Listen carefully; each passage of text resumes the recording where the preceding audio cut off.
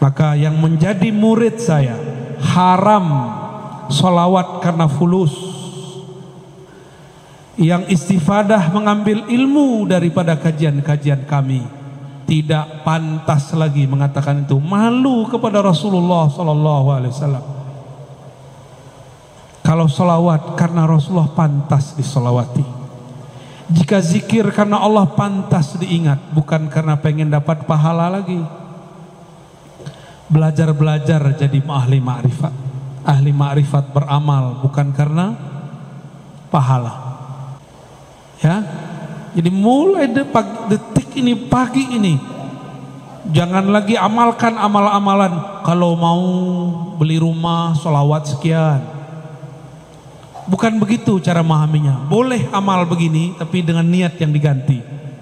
Ya Allah, jika tidak punya rumah membuat aku lupa kepada Engkau, maka ya Allah, berikanlah aku rumah berkah sholawat kepada Rasulullah. Boleh.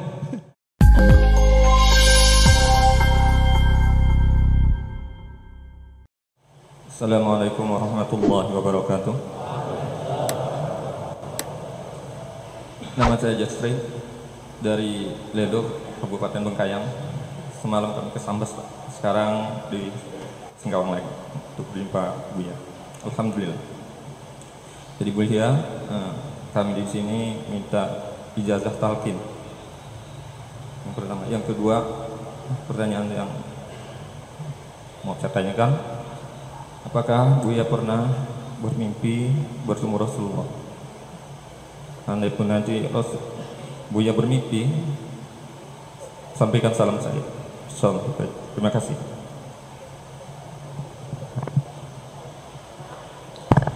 Tadi itu sudah talqin, itu talqin sholawat.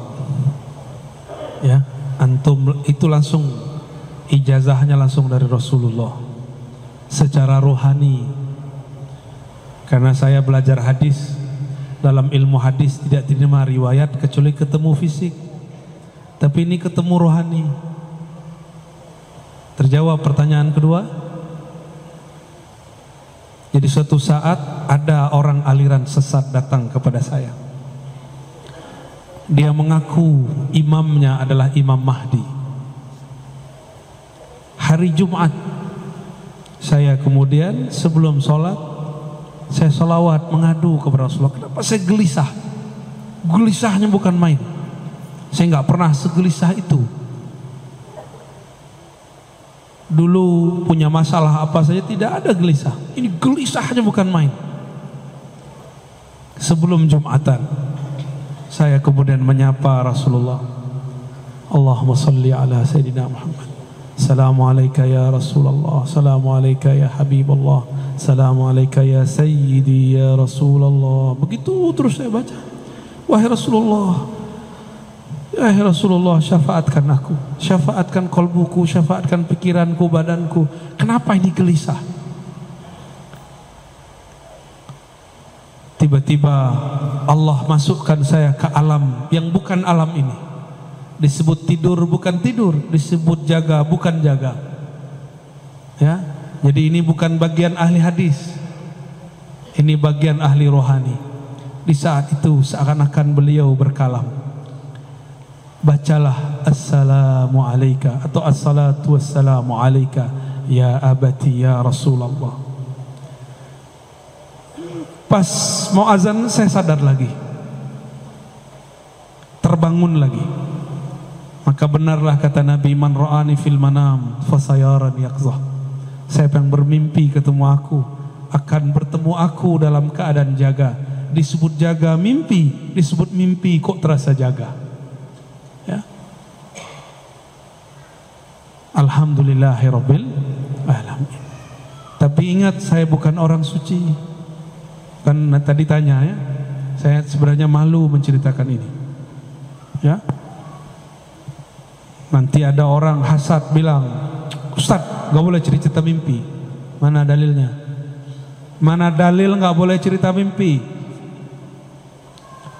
Gak ada dalilnya. Tapi jangan terlalu berlebihan dengan mimpi.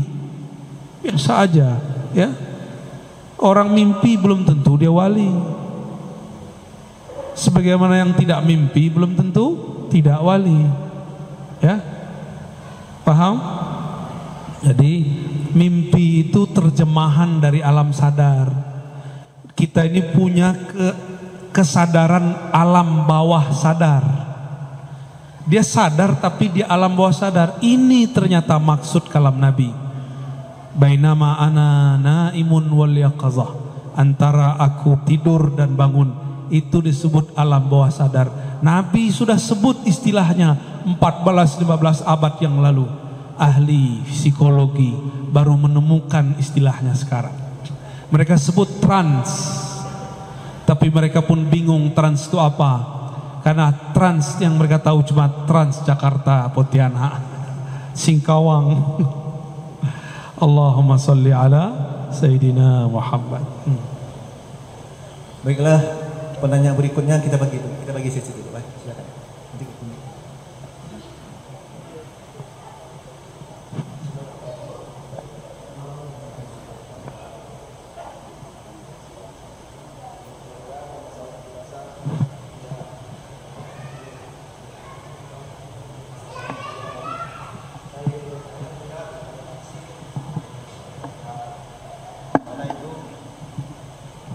Selama ini menganjal di dalam hati saya, Buya, yang mana tafsir Bismillahirrahmanirrahim, apakah itu dengan nama Allah atau dengan atas nama Allah, ya Buya? Kalau dengan nama Allah, kalau untuk terjemahan bahasa Indonesia memang itu tidak ada, Buya. Tapi dengan nama Allah, mungkin untuk pendapat saya pribadi, Buya, saya merasa itu lebih afdol. Tapi tidak mendului Buya, saya hanya ingin bertanya. Kedua, apakah tunjukkanlah kami jalan yang lurus atau bimbinglah kami di jalan yang lurus? Iya Buya, pertanyaan saya dua, mungkin itu aja yang dapat saya sampaikan. Billahi taufiq wal hidayah. Assalamualaikum warahmatullahi wabarakatuh. Waalaikumsalam warahmatullahi. Bagus pertanyaannya ya. Apa makna daripada Bismillahirrahmanirrahim? Apakah bi dengan nama atau atas nama? Ini teori dulu ya, pakai ilmu nahu sorof, jangan sarap ya. Nahu, ilmu nahu. Dalam ilmu gramatikal bahasa Arab ada yang disebut huruf jar atau huruf khafat. Huruf yang membuat kata setelahnya berbaris di bawah. Ismun masuk ba bismi. Masuk ba bismi. Huruf jar itu saling mewakili makna satu sama lain. Ini contoh. Sebelum masuk basmalah ada ba tapi bukan di bismillah, di ta'awuz. A'udzu billahi minasy syaithanir rajim. A'udzu billah. Aku berlindung bi. Apa arti bi di situ? Kita terjemahin biasanya apa? Aku berlindung kepada Allah atau dengan Allah? Kepada. Maka bi bermakna ila atau ala. Maka huruf jar saling mewakili makna satu sama lain. Contoh, apa tuh lafaz kalau lagi kita baca sholawat?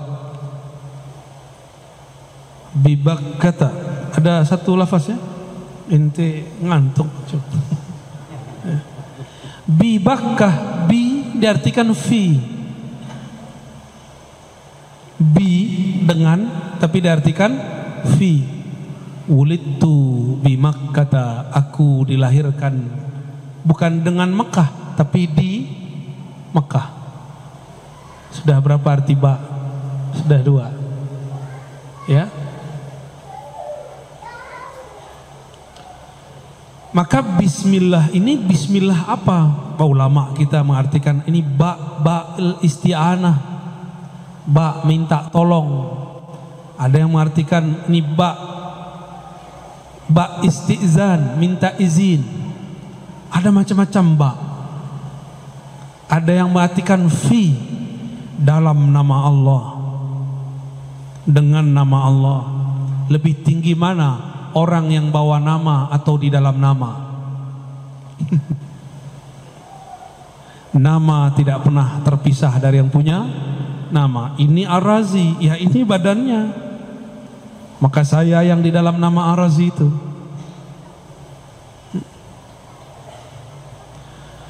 Namun kita ini bukan Allah. Maka tidak boleh mengatakan dengan atau di dalam nama Allah, aku di dalam Allah, Allah di dalam aku. Itu ajaran sesat. Berarti dia mengatakan dirinya bersatu dengan Allah. Itu pun tidak boleh. Akidah Ahlus Sunnah melarang itu. Itu akidah orang-orang sesat. Kita bertasawuf, kaidahnya harus akidah Ahlus Sunnah wal Jamaah. Tidak boleh keluar, satu jengkal pun tidak boleh keluar, satu jari pun tidak boleh keluar. Keluar zindik. Keluar zindik.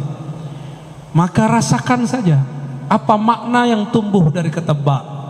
Bismillah, dengan nama, atas nama, kepada nama.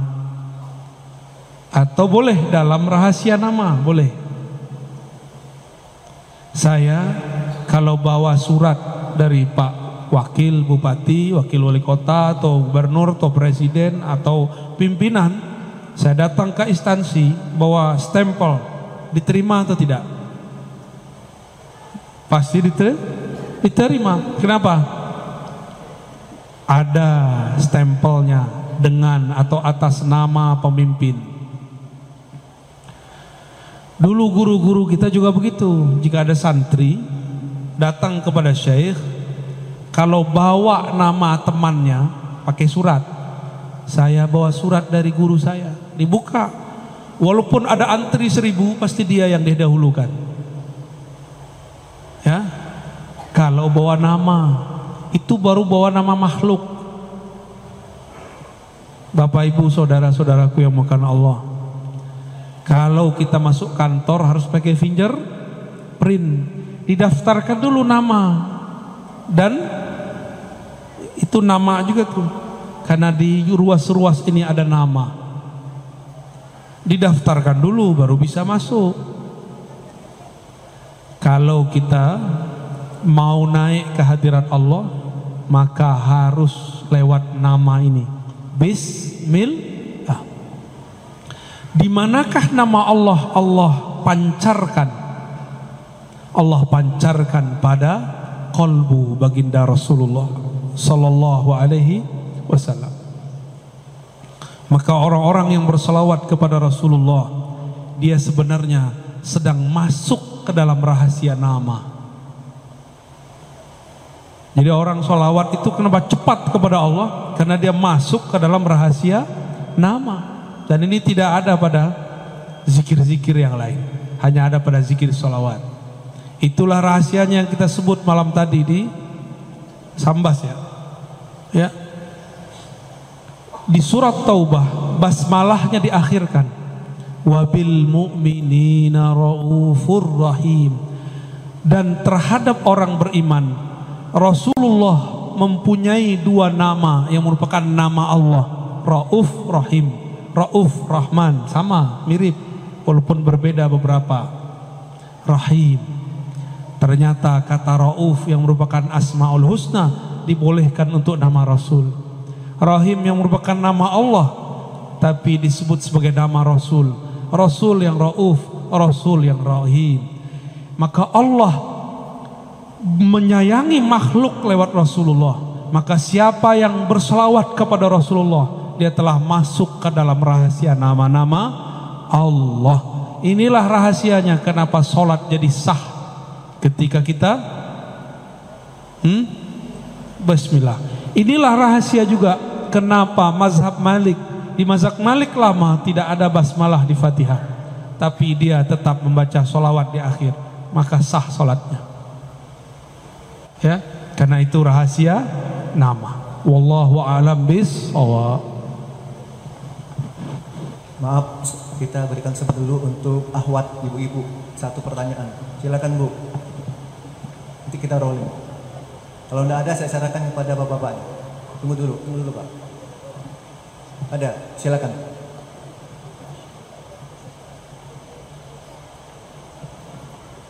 Cek, Afwan Ustadz, saya ingin bertanya, apakah jika kita beramal tanpa mengharapkan apapun dari orang lain sudah termasuk beramal ikhlas karena Allah Subhanahu wa taala?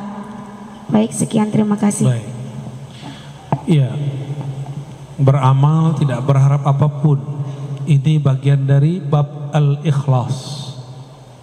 Tidak berharap ke orang tapi masih berharap kepada Allah, maka ikhlas pun bertahap. Ada ikhlas awam, ikhlas ummal, ikhlasnya pekerja. Kalau pekerja bertambah lembur, bertambah tunjangan, semangat ya. Tapi saya beberapa hari ini selalu ditemani oleh orang-orang yang tidak digaji. Mereka pengen khidmah. Mereka tidak cari lemburan di dunia. Mereka ini lembur-lembur akhirat. Ingin dapat bonus di sisi Allah. Apa bonusnya? Ridha Allah. Kalau surga terlalu biasa diminta. Tapi kalau minta ridha Allah, yang punya sorga pun kita dapat temui. Maka ikhlas pertama, ikhlas minta pahala. Beramal karena ingin dapat pahala. Kalau tidak ada pahala, dia tidak beramal. Kalau tidak ada, ustadz mengatakan satu sedekah dilipat ganda jadi 10. Kalau ustadz tidak bilang begitu, dia tidak beramal. Jika tidak ada ustadz mengatakan sholat duha memudahkan rezeki, maka dia tidak sholat duha. Jika tidak ada kiai mengatakan sholawatlah engkau rezekimu datang sendiri, dia tidak sholawat. Dia sholawat bukan karena cinta Rasul, tapi karena cinta fulus. Maka yang menjadi murid saya haram sholawat karena fulus. Yang istifadah mengambil ilmu daripada kajian-kajian kami, tidak pantas lagi mengatakan itu. Malu kepada Rasulullah SAW. Kalau sholawat karena Rasulullah pantas disolawati. Jika zikir karena Allah pantas diingat, bukan karena pengen dapat pahala lagi. Belajar-belajar jadi ahli ma'rifat. Ahli ma'rifat beramal bukan karena pahala. Kita punya kawan, ada kenalan, beda. Kalau kenalan mendekat karena pengen sesuatu, karena yang ini politisi, pejabat, dia mendekat supaya proposalnya diterima. Kalau lagi butuh, dia telepon, dia kunjungi, dia puji, dia traktir. Kalau lagi gak perlu, dia tinggalkan. Beda dengan kawan, kawan sejati, teman sejati. Tidak mau ngasih proposal pun masih ngasih duit, masih neraktir. Ya, kita yang mana? Kawan matre atau kawan sejati? Umat matre atau umat sejati? Umat hamba matre atau hamba sejati? Hamba sejati yang menghambakan dirinya kepada Allah karena emang dirinya hina, Allah maha mulia. Ya, jadi mulai detik ini, pagi ini, jangan lagi amalkan amal-amalan. Kalau mau beli rumah, sholawat sekian. Bukan begitu cara memahaminya. Boleh amal begini, tapi dengan niat yang diganti. Ya Allah, jika tidak punya rumah membuat aku lupa kepada Engkau, maka ya Allah berikanlah aku rumah berkah sholawat kepada Rasulullah. Boleh ya, sehingga jika aku punya rumah, ya Allah aku tambah banyak bersalawat kepada Rasulullah. Itu Allah kabulkan langsung tuh kalau antum benar. Karena Allah pencemburu. Allah pencemburu. Allah tidak mau terbersit di kalbu kekasihnya sesuatu yang mengganggunya. Ya Allah, jika ini menggangguku, wujudkanlah dia dan jangan jadikan dia penghalang antara aku dan engkau. Allah wujudkan dalam waktu yang dia mau dan tentukan, bukan di waktu yang kita mau dan tentukan. Fi waqtil ladzi yurid la fi waqtil ladzi turid. Maka ikhlas tertinggi, ikhlas al-arifin. Ikhlas orang-orang yang arif, yang kenal Allah, yang dia selawat karena dia mengenal Rasulullah dan ingin menjadi umat sejatinya Rasulullah. Kalau enggak jadi umat sejatinya fulus. Dan orang-orang yang berwirid karena pengen menarik rezeki, dia akan lelah setiap hari. Karena nunggu-nunggu, saya sudah zikir, kenapa tidak ada rezeki yang ketarik? Ya, yang paling lucu datang ke seorang ustadz plus dukun, uskun. Kata si ustadz, baca ini rezekimu lancar. Tapi ustadznya rezekinya mandek. Datang ke ahli zikir, ngasih sholawat supaya engkau punya mobil. Dia nggak punya mobil. Main-main namanya itu ya. Itu membuat kita syak. Jangan. Sekarang salawat hanya untuk Rasulullah sallallahu alaihi, zikir hanya untuk ridha Allah subhanahu wa ta'ala. Jadi silakan saudariku dinaikkan ikhlasnya. Tadi ikhlasnya sudah bagus, tidak berharap ke makhluk, sekarang berharap kepada Khalik. Apa yang diharapkan bukan hal-hal yang fisik, tapi hal-hal yang bersifat rohani. Rohani intinya rahmatullah, kasih sayang Allah. Kalau sudah kasih, berapapun kita beri. Ya, Allahu a'lam bissawab. Oke, berikutnya. Dari tadi ini nunggu. Silakan. Satu pertanyaan aja Pak ya, biar bisa berbagi yang lain. Assalamualaikum warahmatullahi wabarakatuh. Saya mau nanya Buya, karena saya salah satu penggemar dari YouTube-nya Buya. Yang saya akan tanyakan, mohon diterangkan hubungan antara jasad, kolbu, fuad dan sir. Itu aja Buya. Assalamualaikum warahmatullahi wabarakatuh. Assalamualaikum warahmatullahi wabarakatuh. Jasad ini perangkat, yang mengendalikan adalah raja. Rajanya kolbu. Si raja ini di dalam struktur dia memerintah, ada lagi rajanya. Ada raja di atas raja. Itulah fuad. Si fuad inilah yang menggerakkan, memutuskan, kamu begini, kamu begitu. Kolbu itu berubah-ubah. Sumyal qalbu litaqallubih. Disebut kolbu karena dia berubah-ubah.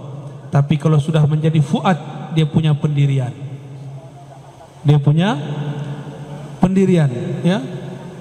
Dia punya yang disebut dalam bahasa Arab mauquf atau mauqif, tempat dia berpendirian. Wala taqafu ma laysa laka bihi ilm. Jangan engkau berwukuf, berpendirian terhadap yang engkau tidak punya ilmunya. Maka ilmu itu ada di fuad, karena inna sam'a wal basara wal fuada, sesungguhnya sama, basar, fuad semuanya akan ditanya, diminta pertanggungjawaban, mas'ula, ditanya oleh Allah Subhanahu wa taala. Jadi fuad ini yang membuat keputusan di dalam kolbu. Tapi si fuad bisa memutuskan karena ada otaknya.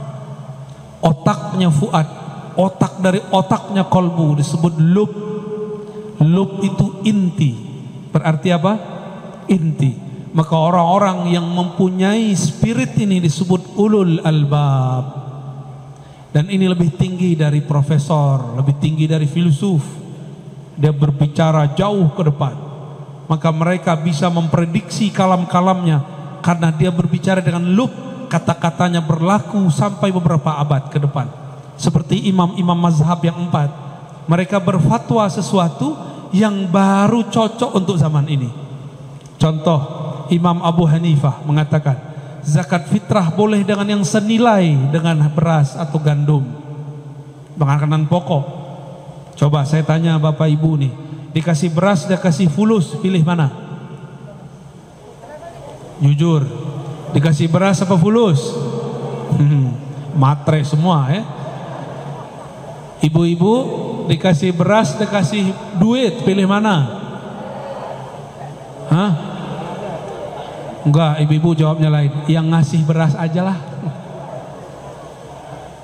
Suami maksudnya.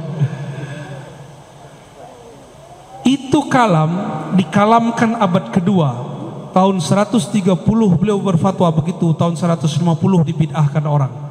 Tapi di tahun 2000 hampir semua kiai ulama membolehkan bayar zakat fitrah dengan duit, bahkan yang senilai dengan duit, pakai pencet-pencet. Apa tuh namanya?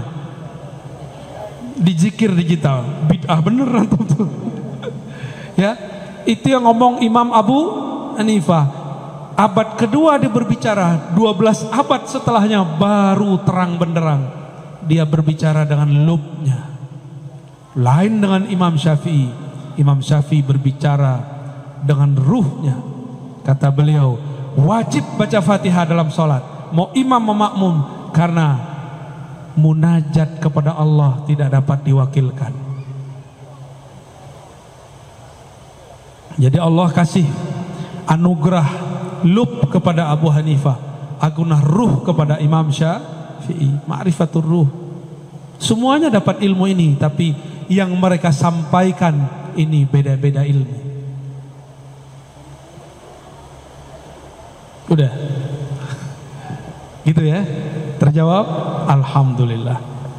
Alhamdulillah. Oke, Pak Ustadz dari tadi nih udah silakan Pak Ustadz.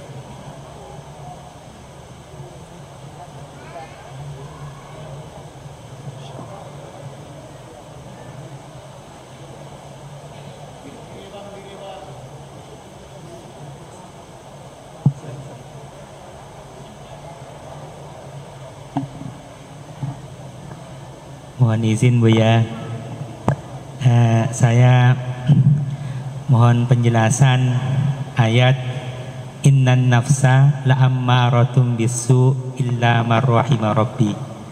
Di situ Allah menggambarkan bahwa nafsu itu sangat mendorong, bahasanya ammarah, sangat mendorong pada keburukan.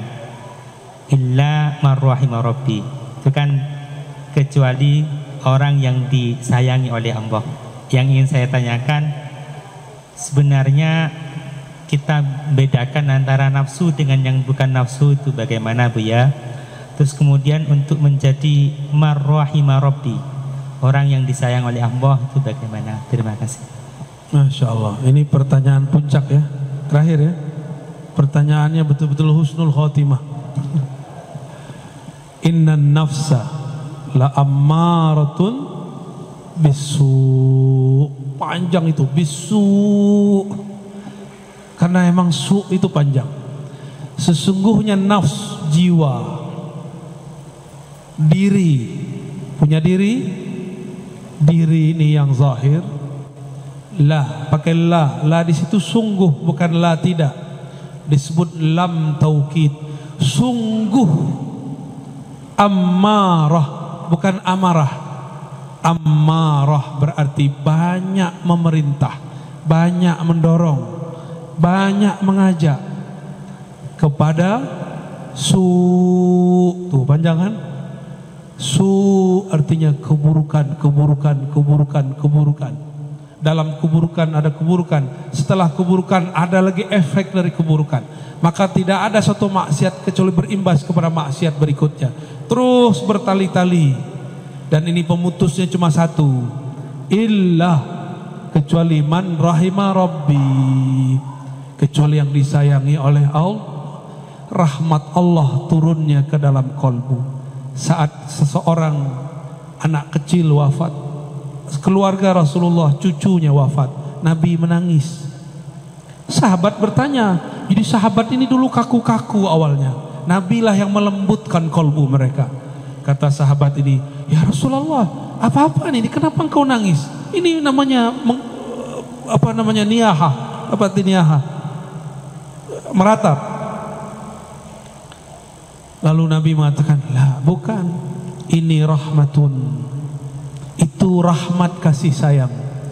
Wada Allah telah takkan, tempatkan, masukkan, titipkan, pancarkan fi qulubi man syaa min ibadih, di kolbu-kolbu yang dia kehendaki.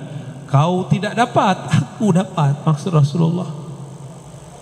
Rasulullah itu rahmatan lil, maka ujung rambut sampai ujung kakinya rahmat, karena dari kolbunya ada rahmatullah.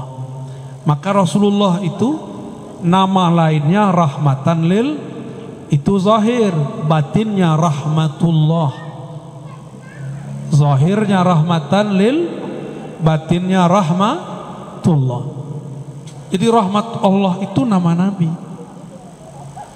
Allah berkalam ke surga, wahai surga, biki arhamu ibadi, dengan engkau aku menyayangi makhluk-makhlukku. Dan surga hanya dibuka dengan jari-jari Rasulullah, fingerprintnya Rasulullah. Nabi taruh tangannya, terbukalah 8 pintu surga, terbukalah semuanya. Jadi bapak ibu ini beramal mau 1000 kali lipat, 1.000.000 kali lipat, tapi kalau tidak sholawat tidak dibuka. Gak syahadat kepada Rasul gak dibuka. Karena surga hakiki ada di kolbu Rasulullah. Baiti jan, bait di situ bukan rumah fisik, bait itu kolbu. Baiti jannati, kolbuku itulah surgaku. Maka kalau ingin mensurgakan rumah, bukan dengan mengarab-arabkan isi rumah. Welcome diganti ahlan bikum, ahlan wa sahlan, marhaban. Itu bahasa Arab. Taruh bahasa Arab itu di kolbu, taruh maknanya di dalam kolbu, maka di kolbumu ada rahmatullah. Hanya orang-orang yang di kolbunya ada cinta kepada Allah dan Rasulullah, ada nur rahmah, maka pasti dia sayang hatta kepada musuh-musuhnya. Ya, kita hadir pagi ini karena rahmatnya Rasulullah SAW. Maka kita boleh mengatakan laulaka ya sayyidi, ya abati ya Rasulullah, ma arafna Allah. Kalau bukan karena engkau wahai ayahanda ruh hati kami, wahai ayah ruh kami, kami tidak akan kenal siapa yang kami sembah. Jazallahu anka ya sayyidana ya Rasulullah. Semoga Allah membalasimu, mengangkat derajatmu, meletakkan engkau pada maqam mahmud. Makom yang mana dengan makom itu engkau memberi syafaat kami. Amin ya rabbal alamin. Jadi bagaimana cara supaya rahmah? Kenali rahmahnya Rasulullah. Maka jika ada kelompok mengatakan ikut Nabi, ikut sunnah Nabi, tapi tambah keras, mungkin dia belum mengenal sang Nabi, dia baru mengenal hadis Nabi. Allahumma salli ala sayyidina. Perlu benci? Tidak perlu benci. Kita sayang mereka, ajak dia ngopi. Karena dalil, nomor surat, nomor ayat dapat dikalahkan dengan akhlak yang mulia. Maka saya minta maaf kepada kawan-kawan yang saya kritik. Saya tidak benci kepada antum. Salafikah namanya, Hizbut Tahrirkah namanya, apapun antum menyebut diri, saya tidak pernah benci antum. Saya cinta kepada antum semua. Maka karena cinta saya mengkritisi, menegur. Namun kadang-kadang dalam mengkritisi mungkin saya su'ul adab. Saya minta ampun kepada Allah Subhanahu wa ta'ala. Allahumma salli ala sayyidina. Khalas? Ada satu pertanyaan dari Pak Kiai. Pak Kiai bertanya. Tidak salah tanya Pak Kiai. Assalamualaikum warahmatullahi wabarakatuh. Ini Pak Kiai, saya Abdul Muthalib. Kaitan dengan bacaan sholawat, ketika saya membaca sholawat, Allahumma sholli ala sayyidina wa habibina wa syafi'ina wa dhuhrina wa maulana Muhammad. Lalu ada yang mengatakan bahwa itu tidak sesuai dengan sunnah, berlebihan mengucapkan sayyidina, habibina, syafi'ina. Yang betul adalah Allahumma sholli ala Muhammad. Jadi bagaimana dengan selawat tibbil qulub, tunjiyat, selawat badar, andaikan membaca syafi'ina kami itu dikatakan bid'ah. Demikian wallahul muwaffiq ila aqwamit thoriq. Assalamualaikum warahmatullahi wabarakatuh. Assalamualaikum. Mohon berlapang dada kepada orang yang tidak kenal kepada kekasih. Dia nggak kenal kekasihnya, yang dia tahu namanya cuma Mehmet. Itu kata orang Turki tuh, Muhammad tuh Mehmet. Muhammad sallallahu alaihi wasallam. Dia cuma tahu Muhammad. Dia tidak tahu kalau baginda Nabi punya nama Habibullah. Ya, punya nama As-Sayyid. Beliau sendiri yang berkalam, ana sayyidu waladi Adam. Akulah sayyidnya anak manusia. Kamu anak manusia atau anak kera? Kalau engkau bersayyid kepada Rasulullah, katakan sayyidi, sayyidina, sayyidi, sayyidku, tuanku, sayyidina, tuan kami. Giliran Syekh Ibnu Taimiyah disebut Syekhul Islam, Al-Mujtahid Al-Mutlaq. Kenapa Nabi Muhammad tidak boleh dikasih gelar Syekhi wa Maulai? Kenapa tidak boleh? Sayyidina Umar datang kepada Sayyidina Bilal.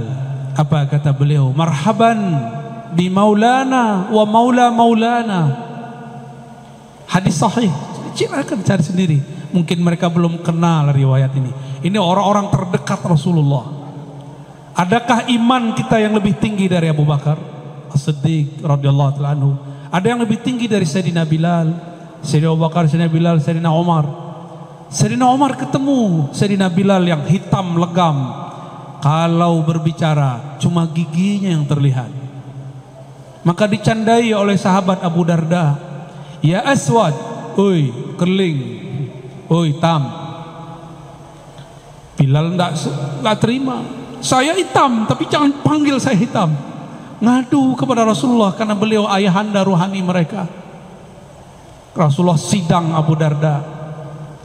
Fika syai'un minal jahiliyah. Di dalam dirimu masih ada jahiliyah. Padahal beliau seorang sahabat. Apalagi kita. Maka orang-orang yang ngejek, suka ngejek-ngejek, ustadz kita diejek sama dia. Disebut sesat, ahli bid'ah, zindik, ya. Saya nggak tersinggung, Pak. Saya cuma sedih melihat enteng aku ikut Rasul tapi jauh dari akhlak Rasulullah SAW. Inna fikum syai'an bal asya' minal jahiliyah. Di dalam diri kalian masih banyak jahiliyah. Ciri-ciri suka merendahkan orang, suka mengata-ngatai, melabeli orang dengan kata-kata sesat, kata-kata zindik. Apalagi ada yang tahu gelar saya di sana di alam YouTube? Subhat. Udah wajah hantum dan aneh. Lebih subhat wajah aneh emang. Subhat. Apalagi khurafat, dongeng, ya. Saya nggak tersinggung, Pak. Saya cuma malu. Orang kok ngaku ikut sunnah Nabi, manhaj Rasul, manhaj salaf, tapi kok akhlaknya jauh dari salafus saleh. Nggak ada salaf begitu. Salafnya salaf sahabat Nabi. Ketika ada seorang sahabat cuma mengolok-olok, belum menghina, ini menghina. Sahabat cuma mengolok-olok. Datanglah Sayyidina Umar. Sayyidina Umar mengatakan, anta maulana, engkau tuan kami, sayyid kami. Wa maula maulana, dan tuan yang dimerdekakan oleh tuan kami. Dulu ternyata Bilal itu budak, dimerdekakan oleh Abu Bakar As-Siddiq. Abu Bakar dipanggil oleh Sayyidina Umar maulana. Maka maulana ini bisa kepada Allah, bisa kepada Rasul, bisa kepada guru. Ya, gimana? Ada semua. Datang Sa'ad bin Mu'az, hadis Sahih Bukhari, hadis Sahih Al-Bukhari. Antum percaya Sahih Bukhari nggak? Kalau aneh percaya tiap hari. Dulu kita 15 tahun bolak-balik. Sa'ad bin Mu'az ketika datang, dia ini seorang guru hakim qadhi di kampungnya dan sangat adil. Kata beliau, kumu li sayyidikum, berdirilah kalian, sambutlah sayyid kalian. Nabi melihat anaknya, cucunya Al-Hasan Al-Husain alaihimassalam sedang bergelut asik bermain. Lucunya Sayyidina Al-Hasan, indahnya Sayyidina Al-Husain. Kata Nabi, huma syabab, huma sayyida syababil jannah. Mereka berdua ini sayyida, sayyid,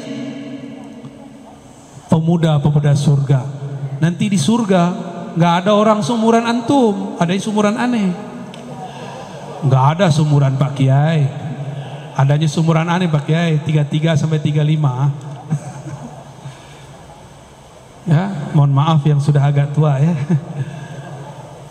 Seumuran Nabi Isa diangkat 33 tahun lebih kurang. Seumuran itu umur puncak orang mulai menapaki jalan spiritual rohani. Baru nanti kematangannya sampai di umur 40 secara fisik. Tapi Nabi Isa sudah 40 di umur 30-nya. Maka jangan tertipu oleh angka-angka. Angka itu cuma hitungan badan. Angka sejati adalah kedekatan engkau kepada Allah Subhanahu wa ta'ala.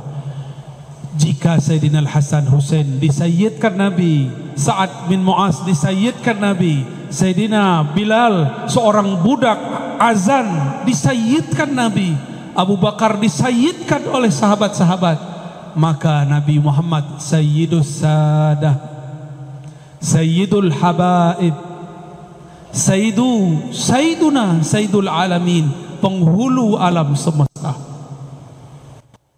Kalau dia kurang kenal kita maklumi. Maka saya katakan Pak Kiai, wa'arid anil jahilin, jangan layani orang-orang tidak mengerti. Itu bahasa harusnya, bahasa kasarnya.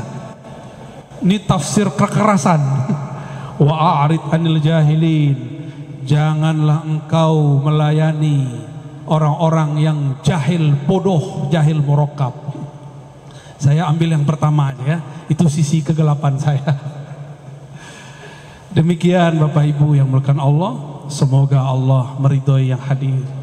Semoga Allah menjadikan kita betul-betul hamba sejati. Semoga ruhaniyah Rasulullah menerima kita sebagai anak-anak ruhaninya. Ala hazinniya wa likulli niyatin salihah. Salatu wassalamu alaika ya abati ya abana ya abal arwah ya sayyidana ya Rasulullah. Al-Fatihah. Ar-Rahman. Iyyaka na'budu wa iyyaka nasta'in. Shiratal ladzina an'amta 'alaihim ghairil maghdubi 'alaihim waladdallin. Amin. Ini yang dapat saya sampaikan. Enggak kuat saya doa, Pak. Ya, mohon maaf enggak kuat doa ini. Kalau doa bisa tumbang-tumbang nanti ya. Nanti Bapak yang susah nanti yang urus saya. Mohon maaf jika ada salah dan kurangnya. Salam cinta dari saya semua. Assalamualaikum warahmatullahi wabarakatuh. Waalaikumsalam warahmatullahi wabarakatuh. Terima kasih Buya.